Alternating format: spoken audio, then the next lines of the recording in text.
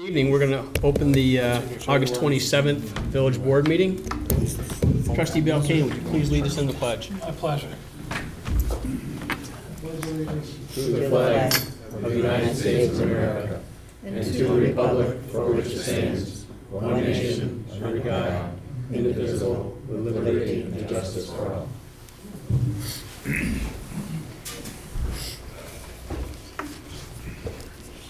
Yeah, I'll open up the public comment section of the meeting at this time. If anyone would like to speak, I just ask that you give us your name and address and keep your comments to 5 minutes, please.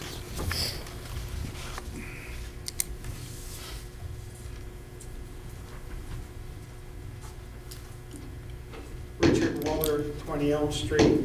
I see tonight on the agenda is the application for historic landmark. Sorry about that. Seems like there's some feedback in your mic. Is there a switch on that? We only have 50 seconds left, though. Yeah, sorry. 4, 5, 6, 7. No, don't. I see tonight on the agenda is the application, the village approving their portion of the application funds for the designating the Grange Harmony House as a historic landmark. I would like to encourage all the members of the board to vote for this. The Grange was built in 1899. The organization itself was organized in 1880. Grange has done a lot for this village in the past. The organization is not what it used to be, as many organizations aren't. But the Grange is one of the most historic buildings on Main Street. The building was built, it was the largest independent steel span in upstate New York at the time it was built. Steel span that holds up the main floor. It, as I say, very historic. The Grange itself has done many, many things for this village in the past and the town.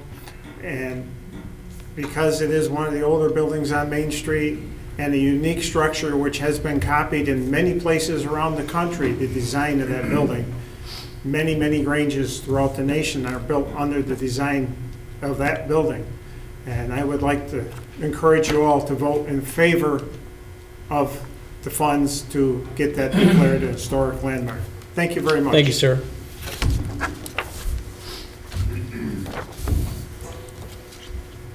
Yes, sir.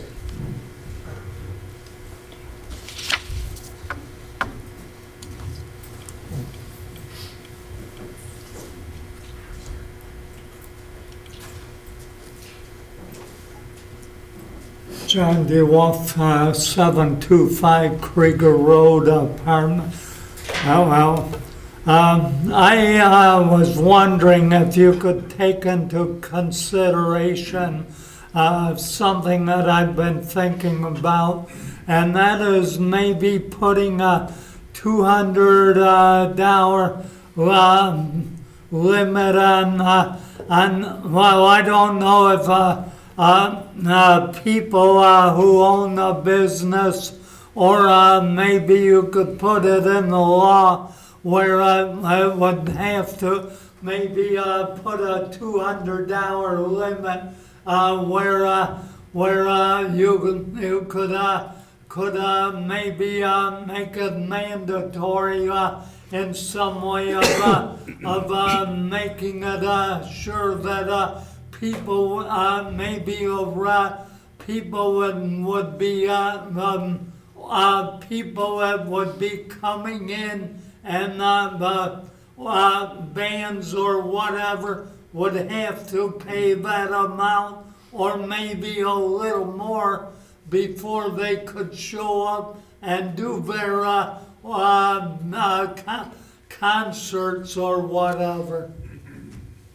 We will be discussing that and other options regarding public events at the next workshop, which will be Tuesday, September 1st. And I invite And you to, also, if this law is passed, I'm afraid that this is going to be affecting Webster Schrader and also Webster Thomas High School activities because they have bands that come in and they have concerts and activities that come into high schools there in order to raise money for their schools and so on. And I don't want to see that and affect them in any way, you know.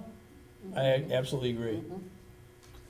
So I would like to see something that could be worked out somehow a way to be able to kind of go halfway in between, you know. Yes, sir. Okay, that's all I have to say. Thank you. Thank you, Mr. DeWolf.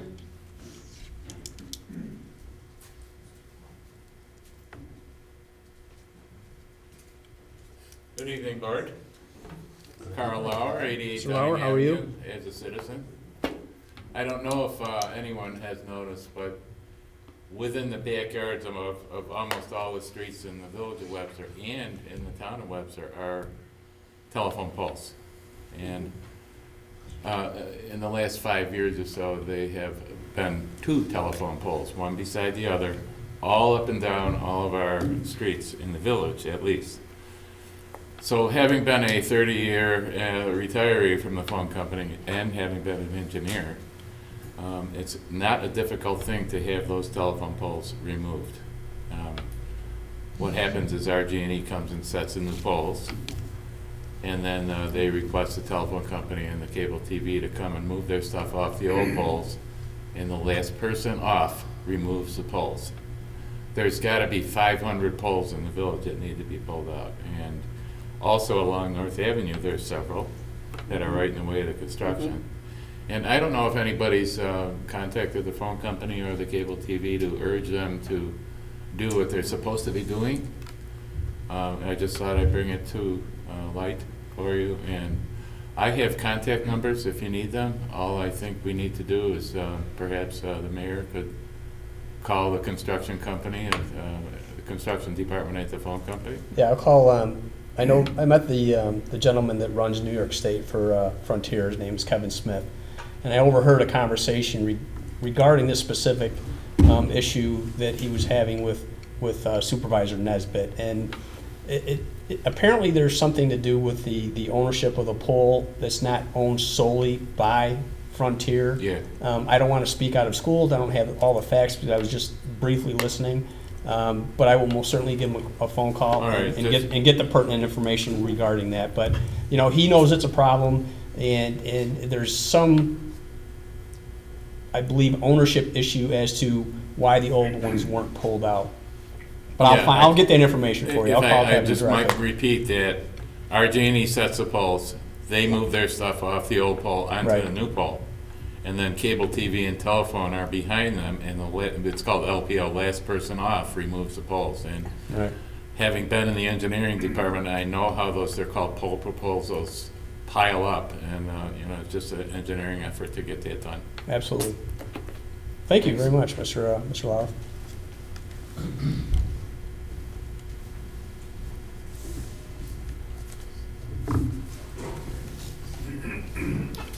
Anyone else this evening? Yes, sir.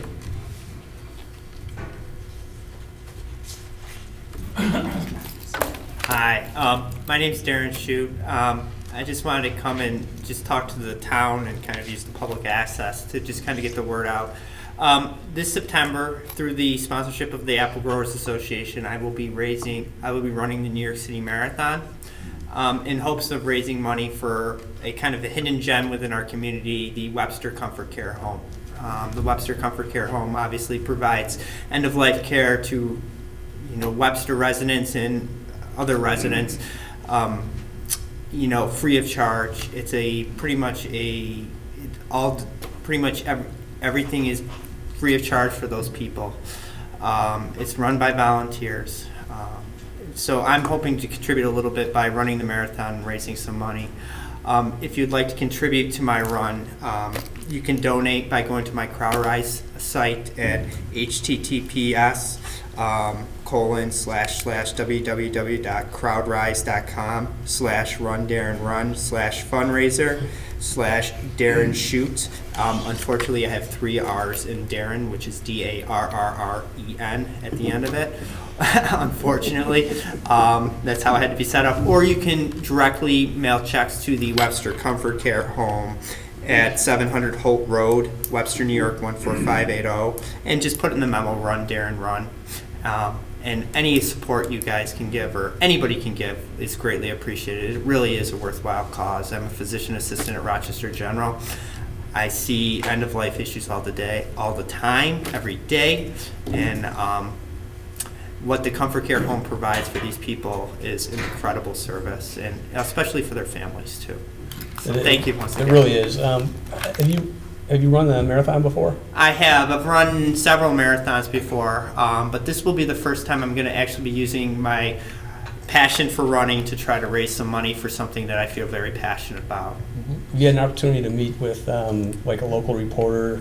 I have, and there there was an actual article today that was published in the Webster Herald, Nice. kind of outlining what I'm doing and the goals of the Comfort Care Home and the service it provides. We'll get this information from you, and we'll have it posted on our I our appreciate website that. also, so that people can have the information and they can make the donations on your behalf for the run. I really appreciate what you're doing. Oh, well, thank you. And as do the people at the Comfort Care. They do provide a much needed service, and like you said, it's all volunteer. And I did get a call from Jerry Molnar, who's raised thousands of dollars Yes. on their behalf. And anything that anyone can do to help is greatly appreciated. And this is a And it very is- worthwhile thing that you're doing, and we greatly appreciate it. And it is community supported, Yeah. and it has been community supported ever since its existence. It was built. Even the construction was Yeah. community supported. So, and Webster really has come out and supported it, and I just hope to maybe keep on supporting it a little bit, with a little bit of a different way of fundraising. Yeah. So thank you so much Thank for you so letting me much. come I on. appreciate you coming in. I appreciate it. Thank you. Yeah. Oh, thank you. Yeah, mid-September. When is the marathon? So the marathon I will be running is in November 1st. It'll be at 10 o'clock is when I start out. Hopefully I'll be finishing sometime after that, probably 3 hours. I've got a goal, but we'll see. We'll see. As I said, I don't know my way around New York City, so I will, if I have to, I'll have to crawl to the finish line because that's the only way I'm getting home. How do they determine? Is it going to be in the Webster area or? No, I'm gonna be actually running in New York City, but I live in Webster. I do a lot of my training in Webster. You might see me on the roads if you're driving around. So if you do, honk. Let me know. And as I said, all the proceeds that I will be doing will be going directly for the Comfort Care Home. This year I have extra motivation to get through the marathon, and I'm happy to do it. Do you have a team supporting you as far as like maybe family members or? Well, of course, my family members are always supporting me. Who's going? Are you not going down by yourself? I mean, So I'm lucky enough that I have an aunt that lives in New York City. Right. So I stayed with her. I've run it before, and this is kind of the plan. And my parents will also be going down with me and kind of cheering me on. As I said, my dad obviously is Marty Shute, who owns Shute's Apple Mill. My brothers are now running it. I got in through the New York State Apple Growers Association through their sponsorship. Oh, nice. So my dad's kind of affiliated with them, so I'll be also representing them. But the real reason I'm going down there is to run it for the Webster Comfort Care in hopes of raising some money Fantastic. for them. Very good. Thank you. Flyers made up? I do have some flyers that I will, I don't know if there's somebody I can leave them with. You can leave them with those. Okay, pictures, I will yeah? leave them with you, Yeah. as ways to. And we'll get them up in the. Oh, well, on that would display be for great. you. I really do Absolutely. appreciate that. As I said, it's just everything, I can't say enough, being a physician assistant at Rochester General, of the good when the patients and the families are willing to accept the hospice or, the palliative movement, the philosophy, and the Webster Comfort Care Home embraces that, and it does it in a home-like environment, not like in a sterile hospital room, Right. unfortunately. Yeah. So, all right. Well, thank you so much Thank once you. again for letting me come and speak to you guys. Yep.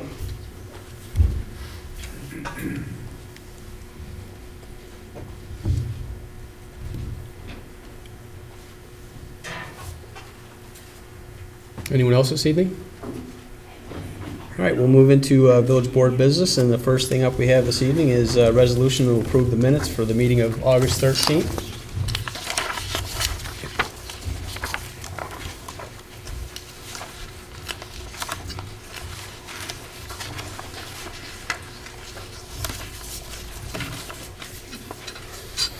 Questions?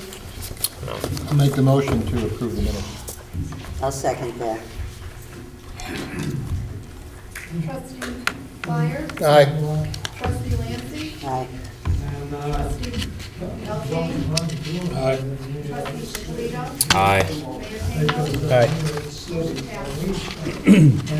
All right, next is a resolution to approve the claims and warrants. I reviewed these this evening.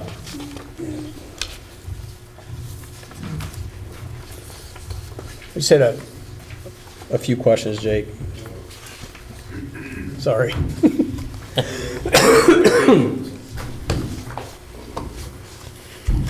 Let's see, page 5, emergency repair, environmental services, Southworth Milton. Yeah, it's Milton Cat. That was on our backhoe. Okay, It blew a hydraulic line. It's been blowing some hydraulic lines. They're all about the same age. How did we How- get a how old is credit that? out of them? What's that? How did we get a credit? Oh, credit? Yeah, There was some bill from 2014 that there was an issue, and I think the credit was not Applied. issued at that time and not given. So there were some credits that were in there as well. okay, Oh, yeah, there's a, yeah, that, yeah.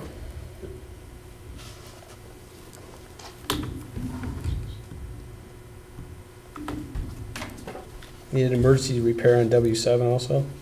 yeah, that was brakes, brakes for the back end of that. When we took it out for an inspection, it was noted that the brakes were quite bad. That's all I had. Anybody Nice to have? see that the VACCON is not on there. I saw it on the road twice this week, so that was a Yeah. real positive thing. Should all knock on wood. Yeah, Yeah. please. No, great meetings, yeah. Anybody have any questions regarding the claims and warrants? No. All right, I'll entertain a motion in a second to pay the bills. I'll make that motion. Trustee Ippolito? Aye. Trustee Belkane? Trustee Byers? Aye. Trustee Lancy? Aye. Mayor Cahill? Aye. Motion passes. All right, next we have authorization for the mayor to sign the agreement with Lou Engineers for consulting services related to the North Avenue Connector Project. It's a pretty comprehensive contract that outlines responsibilities of the consultant. I don't know if you've all had an opportunity to read all of it, but the first 15 to 16 pages pretty much spell it out. And the amount of the contract is approximately $126,000, which is pretty standard in these types of projects, and also in line with a comparable project in Perry that's being done. From the DOT, Steve Bouvet has reviewed all of this. Jake has reviewed all of it, and they all concur that this is in line with standard procedures, standard practices regarding this contract. So unless anyone has any questions, Jake, if you had any comments you'd like to add in, I'll entertain a motion in a second. I think you covered everything, and like you said, I reviewed it pretty close, and after this, New York State DOT representative reviewed it, and he sent it right over and said that it was completely in line and looked good, so. I know that, I just want to, on behalf of the board, Jake, thank you for the hours that you've expended into this contract and this project, because I know that, you're here full-time and you're the main contact on this, and I just read the emails that you sent back and forth regarding the questions, and, great questions, and I just want to let you know, say on behalf of the board that we greatly appreciate what you're doing here. regarding this project and, you know, and everything in general. But thank you very much for the hours you're putting in. Okay, so I'll entertain a motion in a second unless anyone has any other questions. I'll make the motion. Trustee Byers? Aye. Trustee Belkane? Aye. Trustee Polito? Aye. Trustee Lancy? Aye. Mayor Cahill? Aye. Motion passes. All right, next we have the authorization for Mayor Cahill to sign annual software support and maintenance contract with Williamson Law Book Company for our building and codes enforcement at a rate of $545. And this, I believe, this is the first year we'll be signing this contract. Is that, and this is the code which is now on our website, which makes it a great deal easier to search and to go through if you're looking for specific items within the code. I think it also has to do with our software program that we use for the permit program Okay. as well. Thanks, Will. Questions, anyone? All right. If there's no questions, I'll entertain a motion in a second to allow me to sign the contract. I'll second it. Trustee Belkane? Aye. Trustee Polito? Aye. Trustee Byers? Aye. Trustee Lancy? Aye. Mayor Cahill? Aye. Motion passes. All right, next we have the resolution to allow, authorize Mayor Cahill to sign the agreement with Bureau Architectural regarding the National Register for the Grange and Harmony House. We did speak about this at a workshop. It was on the last village board agendas, and we moved it to this board agenda. And essentially what it allows us to do is the village, in conjunction with the Grange and the Genesee, the course of the Genesee, will all agree to pay 30% of the architectural firm to do research regarding the history of the Grange, to have the Grange be listed as a national landmark. And what this will allow the Grange to do is to seek grant money, as Mr. Walter articulated, for the building. And, you know, it's a partnership that we all feel is very, very worthwhile. And so I'll read through the resolution, and then we'll have a vote on it. So whereas the Village Board of the Village of Webster has determined that the Grange building, located at 58 East Main Street in the Village of Webster, is of important historic significance, and the events associated with the Grange building have made a significant contribution to the broad patterns of our history. The Grange building is associated with the lives of persons significant in our past. The Grange building embodies a distinctive characteristic of type, period, or method of construction. The Grange building has yielded and will yield information important to the history of the Village of Webster. And whereas the Village of Webster Historic Preservation Commission has for many years desired to obtain a designation for the Grange building to be added to the National Register of Historic Places. And whereas Bureau Architecture has agreed to assist the Webster Grange, the Village of Webster Historic Preservation Commission, in the course of the Genesee with a national registration nomination for the Grange building, and has submitted a proposal to do this work in the amount of $1,585. Whereas New York Arts and Cultural Affairs, Section 57071, provides that a municipality may expend money for historical purposes within its jurisdiction, and expenditures for historical edifices, and whereas the Village of Webster would receive both direct and indirect benefits should the Grange building obtain listing on the National Register of Historic Places.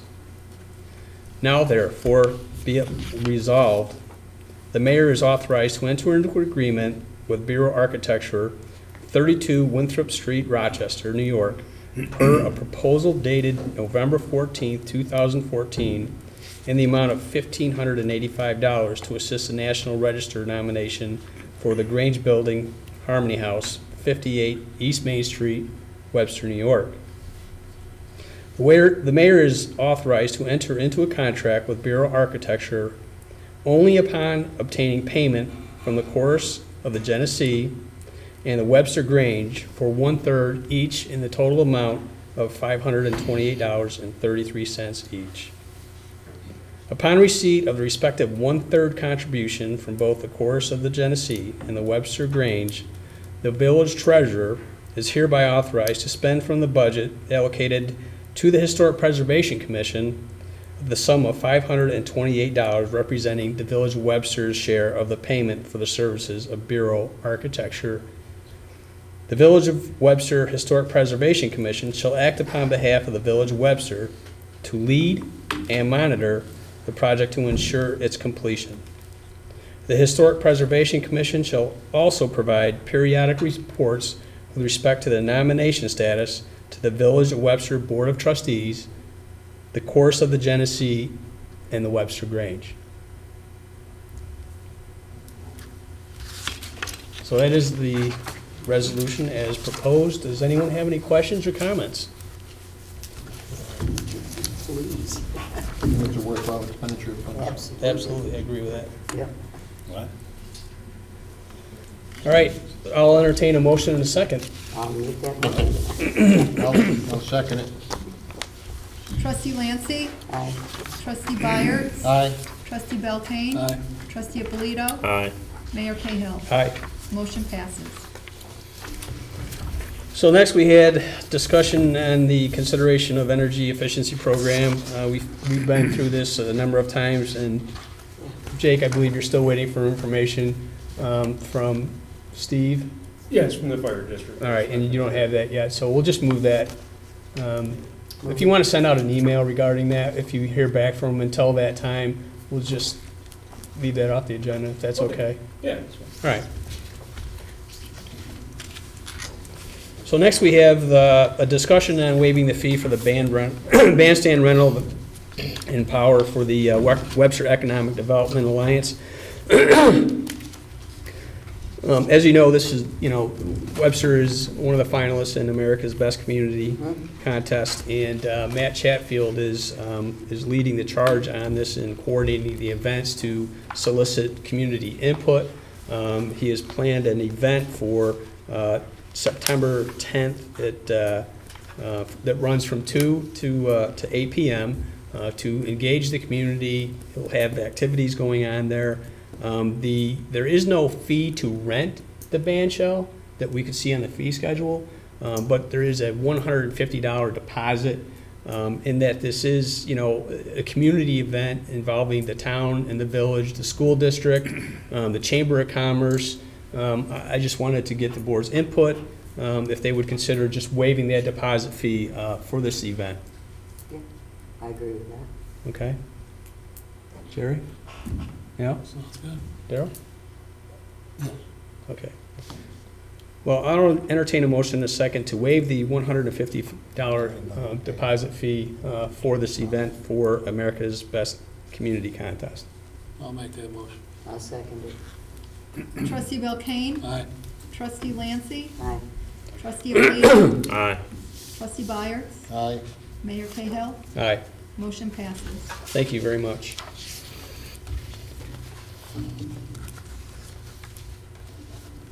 Anything, Don?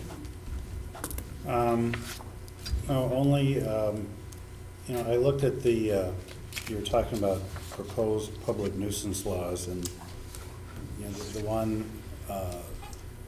one of them is from the town of Greece. Right. That particular local law doesn't really address the type of nuisance that you're looking Right. at. That one was more building code violations and that kind of Agreed. thing. I have a copy of the one from the city of Rochester, which is a point system. Right. But it specifically has, it defines disorderly conduct within certain premises as also a nuisance. I think it's more applicable to what you're looking for than the one in Greece. Right. So I noticed that when I was reading through it last night. Yeah. Yeah, if you could, So I'll give a copy of that to, Josette, she can Josette, scan she it can- and send it over. yeah. And that way I can forward it to the people that, that I invited to attend the meeting. So that they have that, they can do some research on it before they get here. So if you could just scan that and send it to the board, 1 second, Will. And send copies to the board, Josette, tomorrow, I'd appreciate it. Will? Actually, I have several copies of several laws, some with point system, some without point system, that NICOM sent me. that was just one example. Right. That's why I have the several copies so that we can all look at it and put together one Okay. cohesive law using those as a template or an example. Okay. Well, then, by all means, if you would pass those over to Josette, she could send them to all the board members. It's going to be a very good discussion, that meeting. And I'm sure there'll be some other discussions at other meetings also, but it's a start, and that's what we need to do. We need to start someplace. Do you know, Will, if there are other villages besides Brockport, locally, out of the villages that are, in Monroe County, that have that on their books, a nuisance law on their books? Well, last time we saw, I think the village of East Rochester was the closest one. Yeah. I'm trying to think, Honeoye was the next one that I think I found, I'm not sure. I'll have to look at my notes.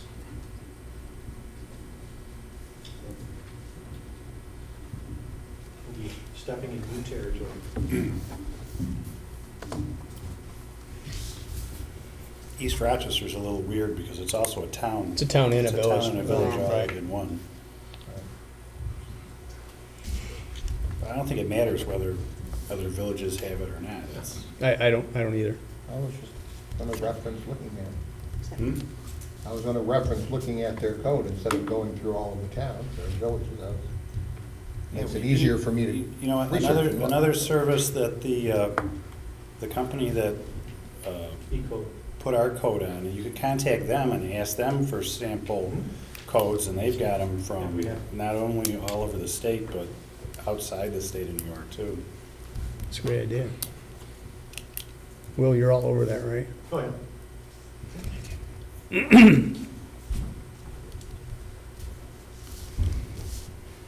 Josette? Nothing to report. Our financial statement was approved in the last meeting. Okay. Will? Some of the items that you see on the complaints and violations are continuing things. 104 East Main Street, working on,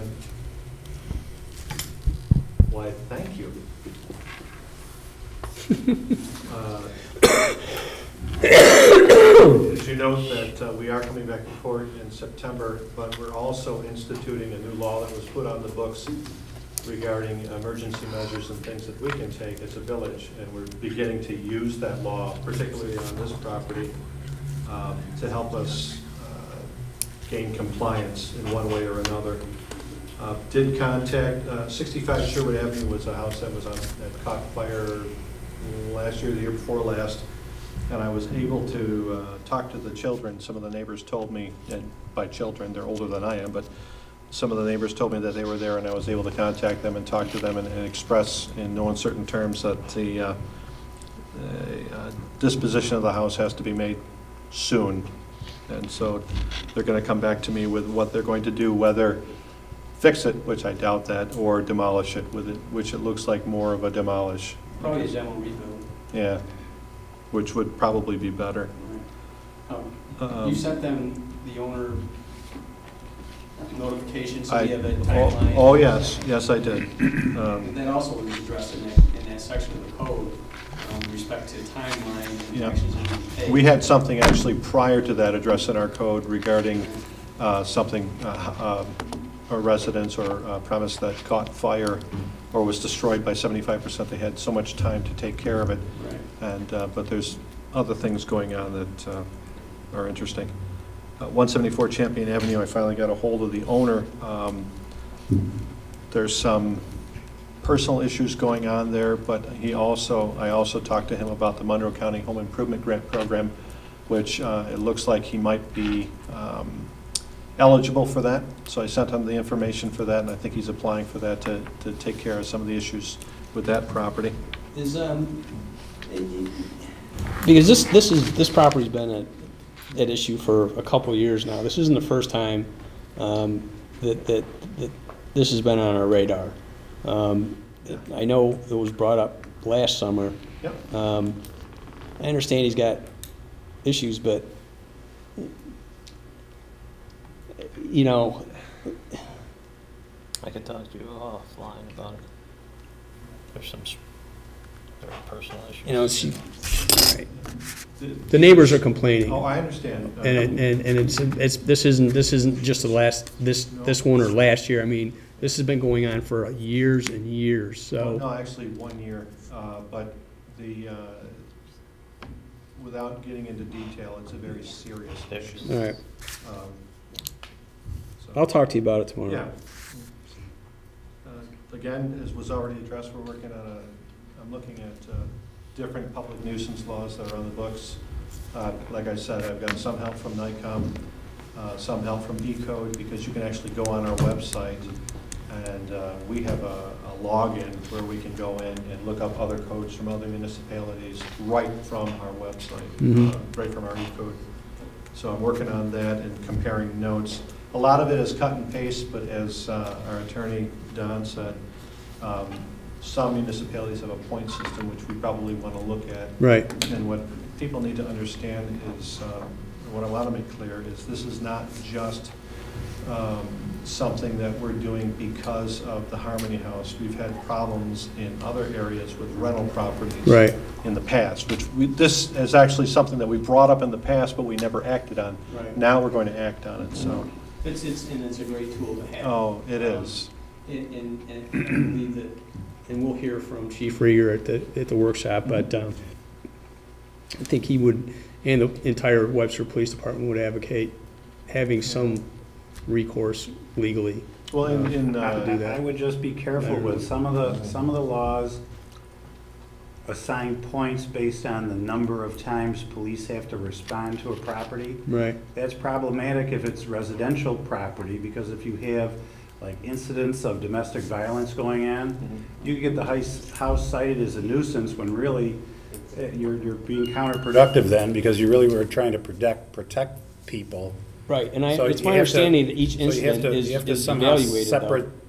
though. No, No? so you have to, I would suggest that, well, when you do it, you have to tailor it so those are not Included. considered nuisance points. Right. So not every police call should be included, because that could be counterproductive. And a number of the Harmony House calls were alarms. That, and there Oh, are, and there's absolutely. actually, There were 24 calls, and I think 13 of the 24 were for alarms. Yeah. And the remainder were That's a for lot. nuisance calls. And Don makes a good point. well, and there's constitutional issues with that too, because, you know, people, well, they have a right to petition their government for redress, I think is the phrase in the United States Constitution, but that's been interpreted to also calling the police, you know, so you don't want to, you know, discourage people from calling the police because, oh no, now I'm going to get a nuisance value Violation. attached to my property.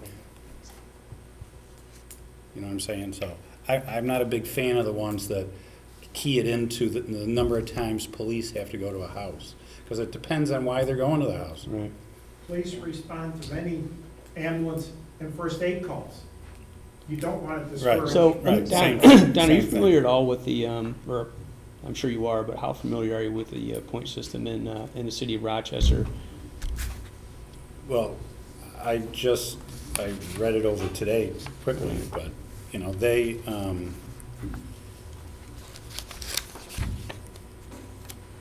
you know, their point systems are more tailored to different violations of the penal law and other laws, and it, you know, then it also has, you know, other ones, howling dogs. But it's got the more general one that is, where did I get it? Suffering or permitting the premises to become disorderly, including suffering or permitting fighting or lewdness. You know, it doesn't have, it's not based on number of police calls. Okay. But some of them are. No, you make a great point. Because each incident should be evaluated on its merits, not, okay, well, Yeah, it's my just neighbor something to look called, at my when. neighbor when- called the when police Will on me distributes- because my kids when- threw a ball in their yard. Yeah. Right. You know, I would suggest that, you know, hand out a bunch of them that you think are good ones, and, you know, we Right. can, at that point, take the best parts of them all, and All right, thanks. And when I did have the conversation with Chief Rieger, I asked him what we, as a village, could do to help the police, and this is one of the things that would really help them. Right. From our perspective, and from their perspective. And lastly, and Jake's going to speak to this, I think, Jake and I have been working on Monroe County Hazard Mitigation Program. And again, Jake will speak to that in detail, but it takes up a little bit of time. There's some meetings there and everything. The result is good, but it does take up some time, so. Well, before we move into the hazard mitigation, I just wanted to regress and ask you about 104 East Main Street. We're going to court on the 15th, and what will we be discussing or presenting, or why has he been subpoenaed to show up in court? Well, he's not subpoenaed. No? It's just based on what we discovered from previous times we've gone to court, and also looking for the owner's disposition with the current bank to find out how far into the foreclosure process, if it is foreclosure process, if it's going to be sold. Because one of the things that came up at court was there were several people that had an interest in buying the property and fixing it up. And so we were trying to figure out, or work with the bank, or he was trying to work with the bank, or they were trying to work with the bank to try and figure out a way in which they could purchase the property and get it fixed up. That's basically the two things that we were concerned about, and that's why we're going back to court. Okay, because while we're going to court and trying to get some type of disposition with respect to selling the property, does a bank own it? Does he own it? The property still continues to deteriorate. It's been unsecured for a long time, and because it's a vacant property, you've posted the no occupancy signs on there. To me, there needs to be some type of resolution rather than saying, because he can go into court and say, well, I'm in the process of foreclosure, but unless there's a bank representative there stating, yes, this is where we are, and we will be at the end of this process at this point, then the onus is still upon him, I would presume, to bring that building into code and make it safe and keep it secure. In light of that, if that's not going to happen, I think, and I believe you're going to be taking, concrete steps in the direction of the code, as we alluded to earlier, and perhaps at at court that date, maybe if he's informed of that information and provided that information, and let him know that this is the direction we have to go, regardless of where you are or may not be. I think that might be beneficial to him, and I know it would be beneficial to the neighbors in that area that have been dealing with that dilapidated property for years. Yeah, and I run into the same thing with the town. I'm working for the town part-time now because the code enforcement officer for the town is out on medical leave, and they have the same problem. I have properties in the town that have been vacant for over 3 to 4 years, and they run into the same problem. They've only had one, or I think it's one house that they were allowed to demolish, but it was in such dilapidated condition that it was an emergency move on their part. That's the first time I believe they've ever done that. And so the process is long and arduous, but we still have to follow the process. Absolutely. Which is why I want to make sure we're making concrete steps Oh, and yeah. not saying, okay, well, we can't do this because, or we're not doing this because we're in the stage possibly of foreclosure. He's still the legal owner of that building and Correct. should be treated as such. Oh, he is. And I don't know how many of the properties in the town of Webster are I know they're vacant, but I don't know if they have preservation companies working with them, and that's the issue. If there's a preservation company responsible for maintaining the property, that's a way to go. But this property, it has not been secured by a preservation company. It has not been analyzed or bid submitted, especially with respect to the foundation, which is, the water infiltration in that foundation is causing it an imminent danger of collapse.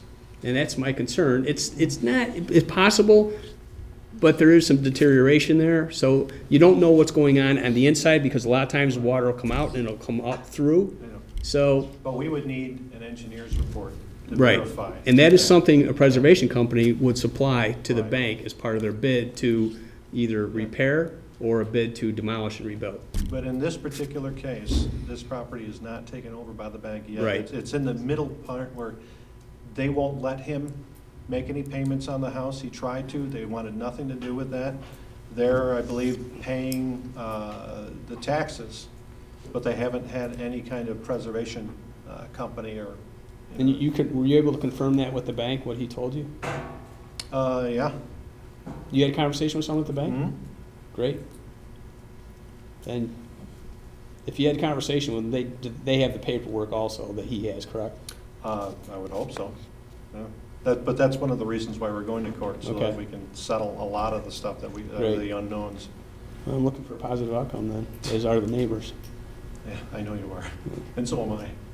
Thank you very much. Yes, sir.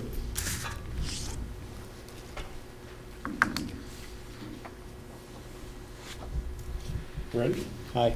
I was just waiting to get called on. As Will talked about, we're working on a Monroe County pre-disaster hazard mitigation plan, which is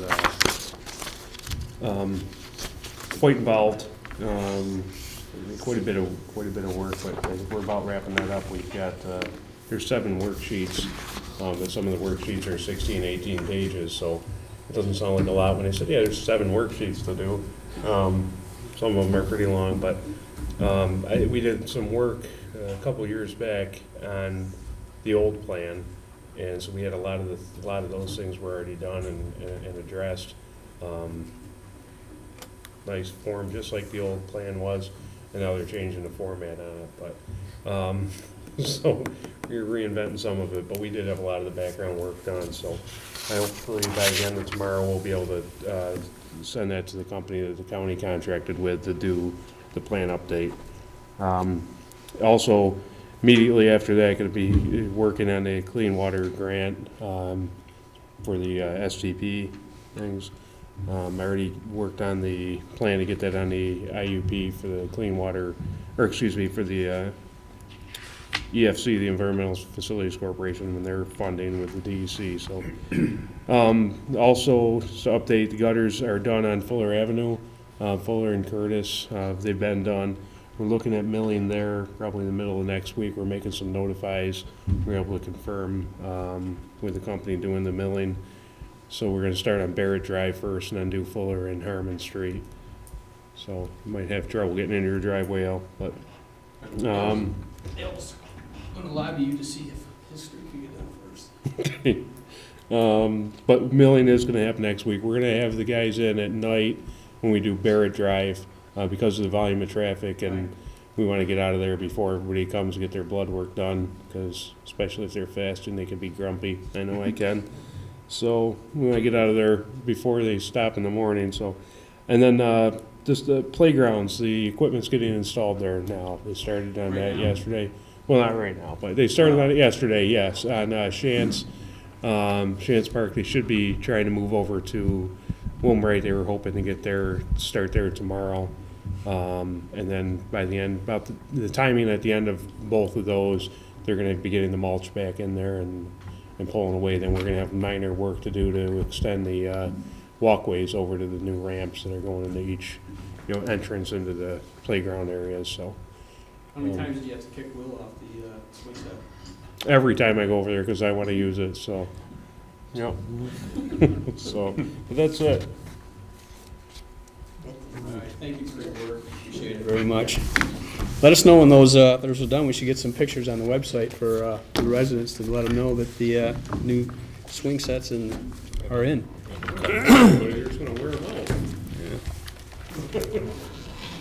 All right, just as a public notice, the serial bond interest and principal payment for the bond obtained in the year 2012 will be made in the amount of $81,668.78 on September 15th of this year. So at this time, we'll open up the phone line. The number to call is 265-3772. If you would like to call in, if you have any comments or questions, we would ask that you please provide your name and address.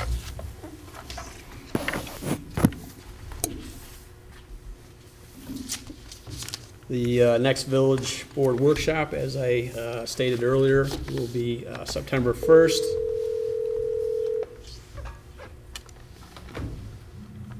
Good evening. Can I have your name and address, please?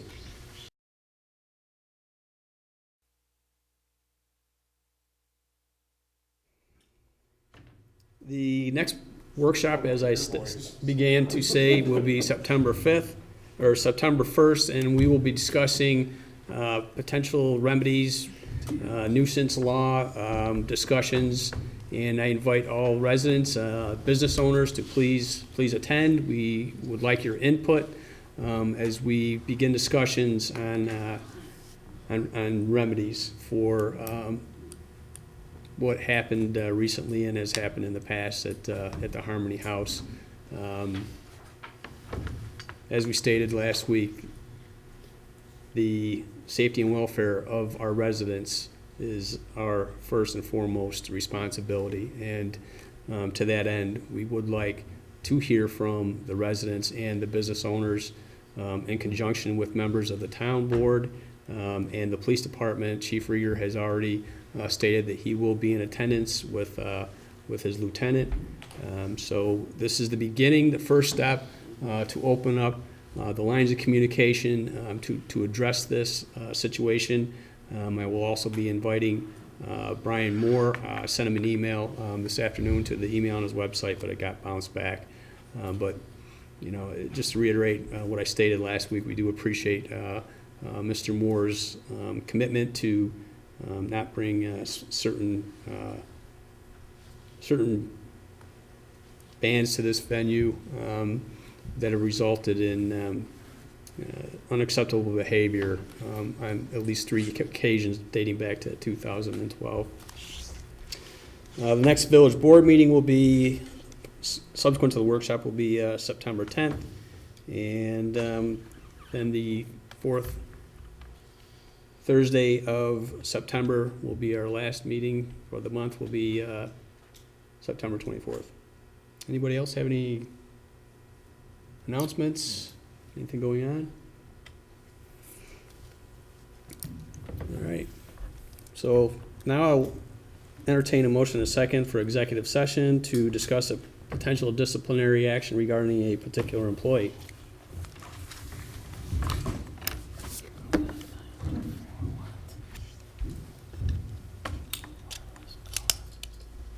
Do I have a motion or a second for executive session? I'll make that motion. I'll second it. Trustee Belkane? Aye. Trustee Ippolito? Aye. Trustee Byers? No. Does that make sense? Trustee Lancy? No. Mayor Cahill? Aye.